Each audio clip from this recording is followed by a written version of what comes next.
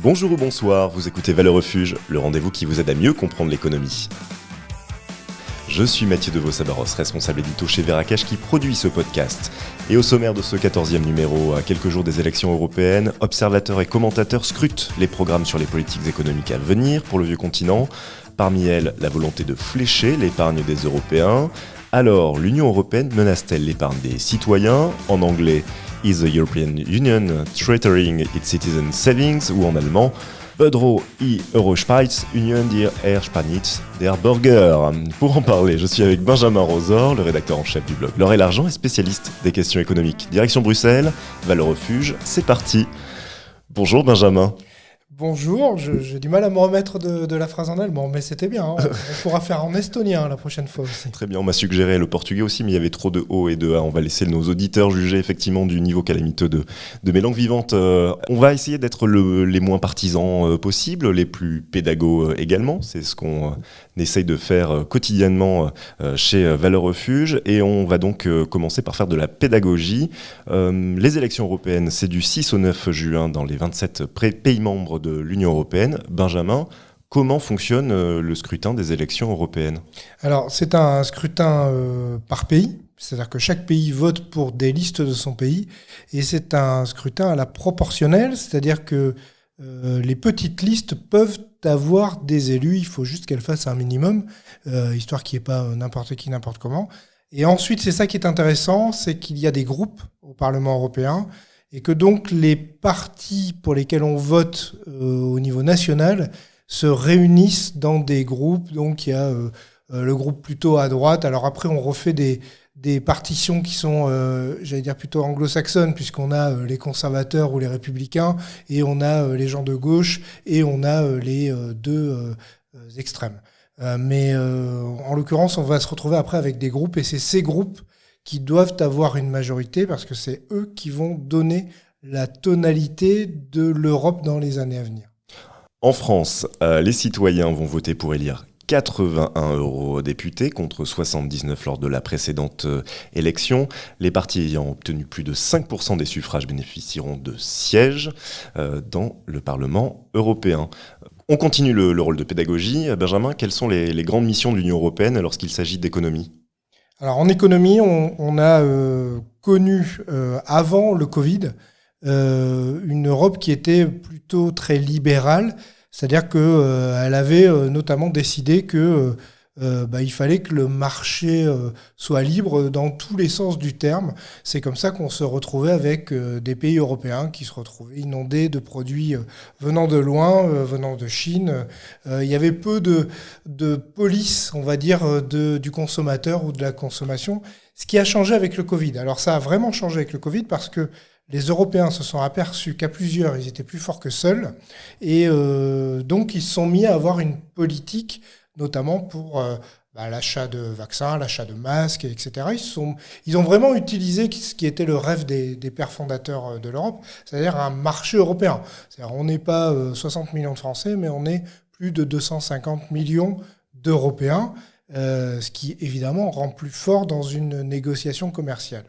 Le deuxième sujet de l'Europe qu'on a vu, alors je parle de ce qu'on a vu ces dernières années, c'est le réglementaire. Et ça a été assez fort parce que là aussi, une modification totale de l'esprit du Parlement européen, de la Commission européenne, etc., des instances européennes sur le numérique, où l'Europe s'est mise à faire du règlement extrêmement sévère sur les données du particulier. C'est-à-dire que l'Europe, qui était très entreprise, on va dire, s'est mise à s'intéresser à ses citoyens, à ses consommateurs, et ce qu'on appelle le RGPD, c'est un règlement qui a révolutionné le monde du numérique, et le monde du numérique planétaire, puisqu'on le sait, dans le numérique, le problème, c'est pas tellement nos petits champions français, c'est surtout les énormes mastodontes américains, voire californiens. Et donc là, l'Europe s'est mise à dire, mais en fait, on peut pas laisser nos citoyens se faire piller leurs données comme ça, et surtout que ces données servent après à faire du business à d'autres acteurs qui sont des acteurs hors Europe. Donc le RGPD, c'est vraiment spectaculaire. Ça a donné des amendes. Alors à chaque fois, on se dit, mais comment comment ils peuvent sortir des amendes aussi fortes. Bah oui, mais c'est des acteurs, Apple, Amazon, Google, tous ces gens-là, ils font tellement d'argent avec les 250 millions d'Européens, que quand on commence à leur dire maintenant vous allez arrêter de faire ces choses-là, comme ils le font encore, ils se prennent des amendes, sachant que les pays, alors les États-Unis notamment, sont extrêmement durs sur la réglementation des données de leur côté. Alors eux, ils ont une autre technique, ils disent mais c'est pour lutter contre le terrorisme. En général, c'est ce qu'ils sortent. En clair, toutes vos données qui partent chez les Américains peuvent être utilisées par n'importe quelle agence américaine. Et c'est là que l'Europe a dit il faut arrêter. Donc ça, c'est les deux points, moi je trouve, ces derniers temps économiques, c'est ça. Et puis après, il y a ce qu'on voit moins, mais ce qu'on voit moins en tant que particulier, mais c'est toutes les subventions. C'est-à-dire que oui, l'Europe coûte aux pays parce que les pays sont obligés de donner de l'argent pour financer l'Europe, mais il y a pas mal de pays, et la France n'est pas en reste, qui récupèrent cet argent sur des grands chantiers. J'ai encore vu, pas plus tard que ce matin, un article dans la presse sur le financement des futures lignes TGV. En clair, il y a 20, 30, 40% qui sont financés par l'Europe. Ça fait du boulot à nos entreprises de BTP. Parce qu'évidemment, cet argent-là va servir à construire les lignes si ça arrive.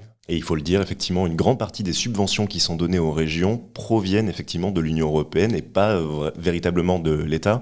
Pour revenir sur le RGPD 2018, RGPD qui a fait un petit, le Digital Act en 2024, et qui a considérablement contraint les plateformes étrangères et notamment américaines, mais également chinoises, sur la gestion des données de ces utilisateurs.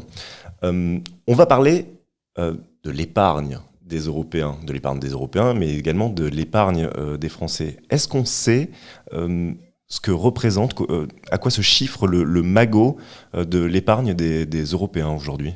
Oui, aujourd'hui, on considère qu'il y a 30 000 milliards d'euros d'épargne, alors soit de l'épargne, soit sur les comptes courants chez les Européens. Et pour les Français, pour ce qui est uniquement de l'épargne sur les livrets réglementés, ou cette épargne-là, c'est-à-dire que je ne parle pas des actions en bourse, par exemple, on parle de 3 700 milliards d'euros qui sont soit sur les comptes courants, soit sur les livrets réglementés. Alors pourquoi vous me posez cette question ? C'est parce qu'en fait, ce sujet est venu très fortement dans le débat politique, parce que des acteurs politiques ont dit que cette épargne allait être captée par l'Europe, qu'on allait prendre cette épargne aux épargnants européens pour en faire des choses. Alors, justement, on revient aux commentateurs qui parlent donc d'un projet de l'Union européenne, à savoir l'Union des marchés de capitaux. Ça fait plusieurs mois, il y a eu des études qui ont été commandées, notamment auprès de l'ancien gouverneur de la Banque de France, Christian Noyer, qui a travaillé sur le sujet. Qu'est-ce que c'est cette Union des marchés des capitaux ? En fait, c'est la même chose qu'un grand marché de la finance. C'est-à-dire que les Européens disent, finalement, on va être plus fort en se présentant avec nos capitaux de 250 millions d'Européens, plutôt que seul avec chaque pays qui a sa force pour arriver à capter des capitaux. Parce qu'on parle beaucoup de l'épargne, parce que les commentateurs ont parlé de cette histoire de captation de l'épargne. Mais c'est aussi un intérêt, c'est d'attirer des investisseurs. Aujourd'hui, attirer des investisseurs d'autres pays vers l'Europe, c'est aussi un élément important. Pour l'instant, on l'a vu récemment avec les annonces sur, je crois, Amazon. La France s'est enorgueillie de dire on va avoir 1 milliard d'investissements d'Amazon sur notre sol. Le lendemain, les Allemands disaient nous, ça va être 7. En fait, c'est ridicule. Enfin, ça devient complètement ridicule. Soit on se présente un peu en global, et puis on dit, en fait, vous venez en Europe, et combien vous mettez pour l'Europe ? Après, que la localisation soit en Allemagne, en France, en Estonie ou en Pologne, finalement, c'est moins un sujet. Donc ça, c'est la première partie de l'union des marchés des capitaux. Et ce que craignent les gens, c'est qu'on mette dans cette union de marché des capitaux l'épargne. Aujourd'hui, en France, l'épargne réglementée, je parle bien de l'épargne réglementée, elle est gérée par la Caisse des dépôts et consignations. Que se passera-t-il si c'est plus la Caisse des dépôts et consignations française, mais une Caisse des dépôts et consignations européenne qui gère cette épargne des Français et des autres pays ? C'est ça la question qui se pose. Et c'est là où c'est intéressant, c'est-à-dire que les gens assimilent le fait qu'on est sur une captation de l'épargne, mais on est, comme je le disais en introduction, plutôt sur un fléchage. Et ce fléchage, il existe déjà dans la réglementation française. Et l'intérêt de l'Union européenne, finalement, c'est d'avoir une réglementation commune aux 27 pays. On sait ce que l'Union européenne a en tête, quels sont les types de financement qu'il souhaite viser autour de cette union des marchés des capitaux ? Alors, en fait, c'est exactement la même chose que dans les pays. C'est-à-dire qu'aujourd'hui, tout le questionnement, il est sur la transition énergétique, transition écologique, appelez ça comme vous voulez. C'est le Green Deal pour les Européens. L'idée, c'est ça, c'est comment on sort d'une économie carbonée et comment on devient une économie décarbonée. Donc évidemment, s'il doit y avoir un fléchage, et Christine Lagarde avait fait la même, c'est-à-dire que pour la Banque Centrale Européenne, elle avait dit, mais moi je veux bien qu'on donne des financements aux banques sans dire où ce qu'elles vont en faire, mais si on pouvait leur dire ce qu'elles peuvent en faire et qu'on dise l'intérêt de tous, ce serait plutôt que ce financement aille à tel endroit, en fait ce serait mieux. Ça c'est le débat de fond. Moi je ne prends pas parti, c'est effectivement il y a des gens qui trouvent insupportable qu'on flèche ces investissements, notamment parce que ça provient d'argent qui est l'argent de l'épargne. Les gens trouvent ça insupportable. Et puis d'autres qui disent, en fait, c'est quand même pas ridicule de dire, on va plutôt aller dans tel sens que dans tel sens. Que le politique prenne son rôle de politique. Moi, ça me gêne pas. Et c'est là où je dis que je reviens vraiment sur ce sujet-là. C'est-à-dire qu'il faut aller voter le 9 juin. C'est-à-dire que si vous avez un problème avec le fléchage, en fait, c'est pas le fléchage le problème, c'est qui va indiquer la direction.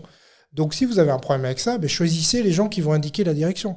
Et donc, il faut commencer par aller voter. Enfin, moi, je défends toujours ça. C'est-à-dire qu'on peut se plaindre si on a voté, on peut moins se plaindre si on n'a pas voté. Ça fait un peu populiste ce que je viens de dire, mais c'est quand même une réalité. Votez pour qui vous voulez, mais votez.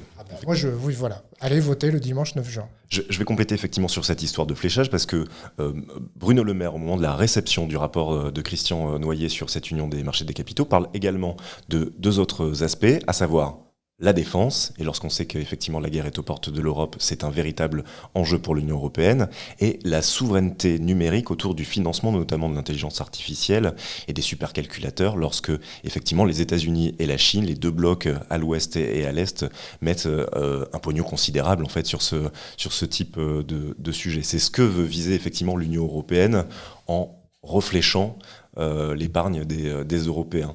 Ouais, pour l'instant, notamment l'histoire de la défense, en fait, c'est défendu, ce sujet de la défense, par certains partis. Alors, sur le coup, et plutôt de droite et plutôt de gauche, ça dépend lesquels. Mais ça, c'est un vrai sujet.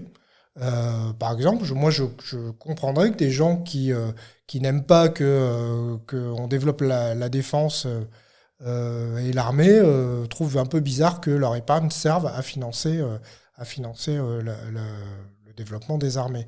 Alors, il faut savoir qu'un député français a déposé un projet de loi sur le même sujet pour le livret A.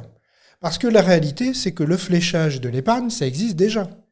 Il ne faut pas croire que quand on vous rend 2 ou 3% d'un livret réglementé, c'est pas l'État qui sort de ses poches, donc si c'était de ses poches, ce serait de vos impôts, mais donc qui sort de ses poches 2 ou 3% pour vous rémunérer. C'est bien de l'argent qui a été placé quelque part par la Caisse des dépôts. Et donc souvent, c'est placé alors sur du très long terme, puisque c'est placé auprès de promoteurs du logement social qui font de l'emprunt très longue durée et qui payent cet emprunt et qui, eux, payent des intérêts qui vous sont en partie reversés. On a la même chose avec les obligations. Quand vous placez de l'argent sur un fonds en euros, ou non pas un fonds en euros, un fonds d'assurance vie ou des choses comme ça, vous allez avoir des obligations, alors soit des obligations d'État, et dans ces cas-là, vous allez financer de la dette, soit des obligations de grandes entreprises, et là c'est pareil. Est-ce que vous savez si la grande entreprise à qui vous avez prêté de l'argent indirectement, je ne sais pas, fait quelque chose que vous n'aimez pas, par exemple? Est-ce que vous avez une partie de votre épargne qui part en obligation de Total pour que Total puisse développer des recherches sur l'extraction du pétrole encore et toujours? On n'en sait rien, puisque c'est très rare quand même qu'il y ait des comptes rendus. Il y en a normalement, mais enfin on ne les lit pas et ils sont très compliqués, donc en clair on ne sait pas. Tout ça pour dire que le fléchage de l'épargne, ça existe déjà. C'est pas une invention des méchants technos de l'Europe. C'est quelque chose qui existe déjà. Pour conclure, si on n'est effectivement pas d'accord avec ce type de fléchage, quelles sont les solutions pour éviter de retrouver son argent un peu partout, donc soit dans le financement de la dette, soit dans le financement des investissements de grandes entreprises, de la défense et j'en passe. Quelles sont les solutions et de la transition écologique. Et de la transition écologique, effectivement, c'est important. La solution, c'est de sortir son argent des systèmes bancaires traditionnels. En fait, il n'y a que ça qui va fonctionner, puisque le système bancaire ou trouver des banques qui sont hors Europe. Mais je ne suis pas sûr que vous finiriez pas autre chose. C'est-à-dire que c'est pareil, une banque américaine, il faut bien qu'elle place son argent quelque part. On l'a vu avec la dette des banques américaines, là, les banques régionales. C'était soit des obligations d'État, des bons du Trésor américain, soit donc de la dette américaine, soit visiblement des projets immobiliers commerciaux qui ont l'air de moins bien marcher en ce moment. Donc le seul moyen, ce serait d'être hors système bancaire. Donc là, vous essayez de trouver des endroits. Je crois qu'il y en a un pas loin d'ici. Oui, qui s'appelle Veracash, qui produit ce podcast et qui vous propose un compte sans banque et la capacité de pouvoir investir dans des grammes d'or et d'argent 100% physique et totalement déconnecté du système bancaire. Merci beaucoup Benjamin pour cet exercice de pédagogie, c'est toujours un plaisir. À très bientôt. À bientôt. Valeurs Refuge, c'est terminé pour aujourd'hui. J'espère que ce numéro vous a plu. N'hésitez pas à le commenter, à le noter sur les différentes plateformes d'écoute. Nous, d'ici là, on se retrouve très bientôt. Salut!